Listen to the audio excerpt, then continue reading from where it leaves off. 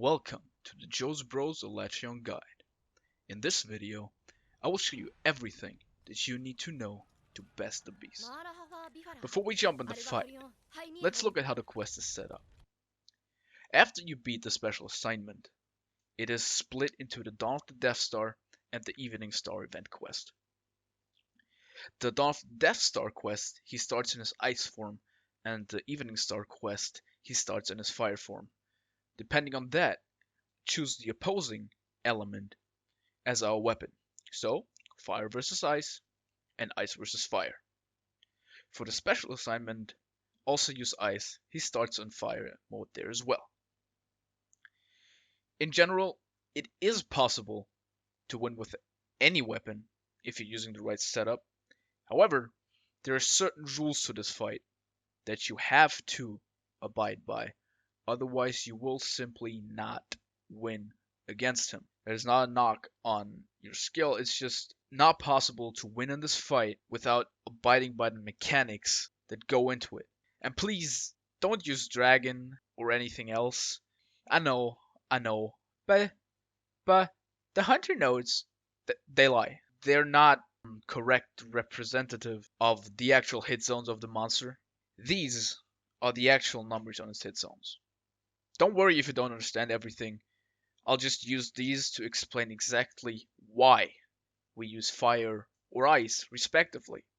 As you can see, ice or fire are still the second best elemental hit zones in dragon form, and the best against the opposing element, which makes them by far the superior choice to dragon. If you ask yourself, but what if he switches to the same element, then my hit zone is 0? Yes, that is a concern, but believe me, when I say if you follow the advice, he will not change to the same element as you have to equip. It is really not hard to do.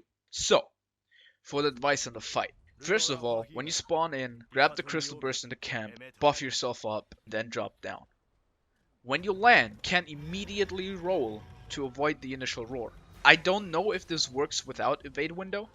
I've not tested that because I always use Sophy armor, which gives me at least 3 levels of evade window, and with that it works every time. Try to get the first wall slam as soon as possible. You'll soon see why.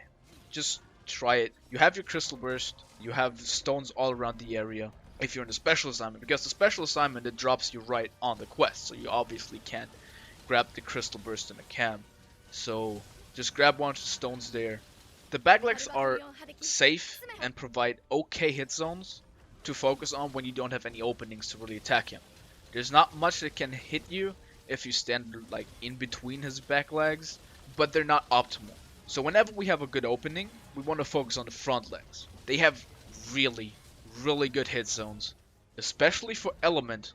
If you remember the hit zone chart we looked at, you see that these are really good to attack. So for example, during a thunderstorm, where the lightning comes up all over the area, the spot right next to his front legs is completely safe. You will not get hit, and you have a 3-4 second window to pump out as much damage as you can. Be careful though, he often follows up with an attack that hits right next to his front legs, so don't overcommit. Move to the back legs or to the side of him before he starts moving again. That's just a time window that you have to get down, really. It is not difficult, but you have to get it down. On any form of down, be it a wall slam, the elemental threshold topple, I get to that in a minute, a KO, a mount, attack, and I cannot stress this enough, attack the head. You absolutely need to break the horn. It can only be broken in dragon mode, but the part damage will still accumulate in the other phases as well. If you break the horn, he cannot switch to the opposing element. If you yeeted him fast enough, he should become unenraged soon after entering Dragon State to make for another wall slam and an easy head break. If you're in multiplayer, make sure at least 2 people bring a temporal mantle so you can guarantee both wall slams. Do not clutch onto his head when he has the thunder aura around him. It will drain your temporal mantle completely and throw you off. With that, one of the biggest problems is completely taken care of. That problem being the Eschaton Judgment, or his Nova if you will. He will always use it when switching from Dragon back to either Fire or Ice. You might ask yourself, I've been nuked by that numerous times. Is it really that easy? Yes, believe me, it is that easy. Keeping him like this, limiting his elemental rotation without creating a situation where you don't deal a lot of elemental damage, makes it really easy to hit the elemental threshold at least once. No matter what weapon you use, if you hit it once, you can really survive it by just eating an Astera Jerky at the right time. With 2, you don't even need good timing, and with the maximum of 3, the damage will become laughable, and you can, if you want to, just flex on him by sharpening during the Nova. It really doesn't matter. But how do I know when I hit the cap is a question you also might ask yourself. Well, it's simple. The handler will speak up, and this text box will appear. And Alatreon will topple over, giving you a huge damage window that you absolutely must use to capitalize on head damage. Make sure that everybody attacks the head on every down. I really cannot stress this enough. This is very important to completing this fight. Other than that, when it comes to the fight, you really just have to focus on the fight itself and try to learn his attack patterns. Learn his tendencies, and he becomes very predictable if you actually focus on the movements he makes and the attacks he makes after certain attacks. It's a learning process. You're gonna struggle on this fight in the beginning, but it becomes almost second nature evading his attacks if you've done it often enough. To the recommended gear for this quest.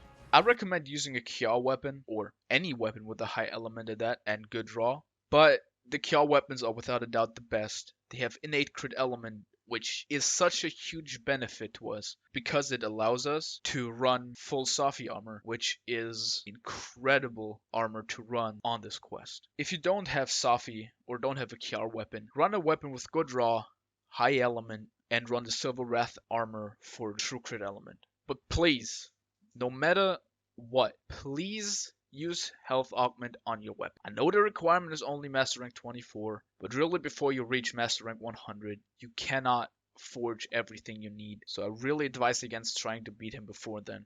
You're really just putting yourself at a disadvantage, and you're straight up not gonna have a good time fighting him without all the needed gear. For the recommended armor skills, definitely want to bring Health Boost 3 and Blight Rest 3. Those 2 skills are without a doubt the single most important skills to this fight. It just makes our quality of life in this fight so much better. They come with minimal investment. Health Boost is a combo deca one, God knows how many skills, and Safi armor already comes with 2 levels of blight resistance, so we just have to spec in 1 level of blight resistance in any way, shape, or form. You also have to max out your affinity and elemental attack to properly capitalize on critical element.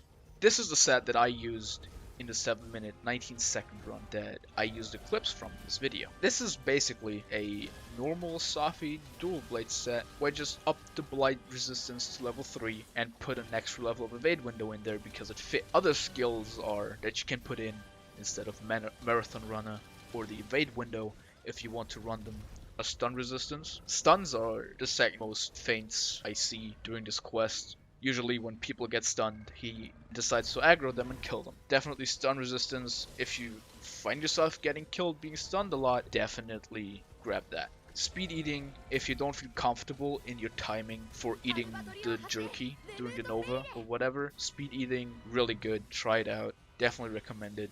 And lastly, wide range. Now, not in your regular set, we want to use it in our glider mantle as the 2 level 4 gems that we can put in it. If you run that with 4 people in our team, we can have permanently AoE dash juices, jerkies, potions, so we can really ensure our team's safety. This is a brilliant setup to use. You don't have to lose anything from your gear. You can still support your team and ensure your team's safety. I love to run it like this.